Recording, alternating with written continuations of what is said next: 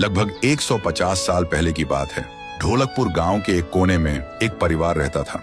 उस परिवार में था पीहू, उसका बड़े भाई साहुर और उनके मम्मी पापा। एक सुबह पीहू और साहुर घर के बाहर खेल रहे थे और अंदर उनकी मम्मी किचन में खाना बना रही थी। वो थोड़ी जल्दी में थी और तभी अचानक उनके कपड़ों में आग लग जाती है। वो चीख चीख के चिल्लाने लगती हैं। पीहू और साहुर मम्मी की चीख सुनकर भागकर अंदर आते हैं और जैसे ही मम्मी को जलते हुए देखते हैं वो चिल्लाते हैं, पापा जल्दी आओ पापा।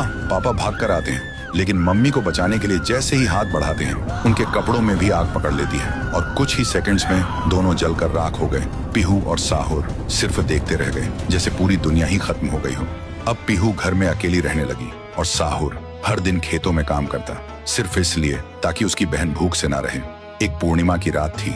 साहुर खेतों से काम करके घर लौट रहा था। तभी उसकी नजर जाती है एक घर की खिड़की पर। वो देखता है एक आदमी किसी का खून कर रहा था। ये देखते ही साहुर के पैर कांपने लगे और जैसे ही वो पीछे मुड़ता है एक और आदमी हाथ में खंजर लेकर खड़ा था। वो आदमी बिना कुछ कहे साहुर पर वार कर देता है। फिर गांव के लोगों को इकट्ठा करते हैं और वही आदमी चिल्लाता है, ये लड़का मेरे घर में घुसकर चोरी कर रहा था और जब मैंने रोका तो मुझे ही मारने की कोशिश की। अब आप लोग ही बताओ इसके साथ क्या किया जाए। गांव वाले गुस्से से भड़क उठते हैं और चिल्ला के कहते हैं, इसे उस पेड़ पे जिंदा उल्टा लटका दो। साहुर गिड़गिड़ाता है, मैं बेकसूर हूँ, मैंने कुछ नहीं किया। लेकिन गांव के किसी ने भी उसकी एक ना सुनी। उधर उसकी बहन रात भर उसका इंतजार करती रही और सुबह जब वो उसे ढूंढने निकली तो देखती है उसका भाई गांव के बीच वाले सूखे पेड़ से उल्टा लटका हुआ है। ये देखते ही पीहू टूट जाती है, जोर जोर से चीखने लगती है और उसकी चीख पूरे गांव में गूंज जाती है। फिर गांव वाले पीहू को भी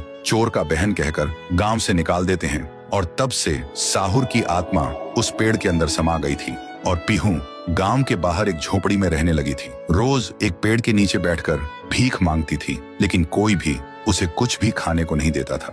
वो बस भूखी पेट पेड़ के नीचे लेटी रहती थी। साहुर भी अपनी बहन का दर्द महसूस कर पाता था, लेकिन वो कुछ नहीं कर सकता था। फिर एक दिन पीहू रास्ते में खाना मांग रही थी और तभी एक नशे में चली गाड़ी ने उसे कुचल दिया था। तब से पीहू एक भूखी आत्मा बन गई जो हर गांव में भटकती थी, सिर्फ एक ही बात कहकर, मुझे भूख लगी है। ये सब याद करते ही तुंग तुंग तुंग साहुर की आंखों से आंसू टपकने लगते हैं और तभी उसे एक आवाज सुनाई देती है और बिना कुछ सोचे तुंग तुंग तुंग साहुरा उस सूखे पेड़ के अंदर से निकलता है और अंधेरे में सीधा उस आवाज की तरफ चल पड़ता है। तो दोस्तों, अगर आप चाहते हो कि अगले पार्ट में पीहू, गुड़िया और तुंग तुंग तुंग साहुर की पावर दिखाई जाए तो इस वीडियो को 2 लाख लाइक्स तक पहुंचाओ, तभी आएगा असली तांडव।